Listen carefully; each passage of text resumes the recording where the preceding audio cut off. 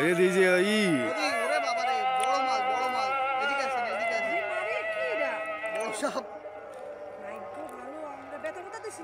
না না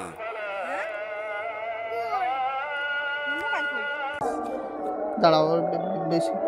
এই যে মুখ বের করতেছে দাঁড়াও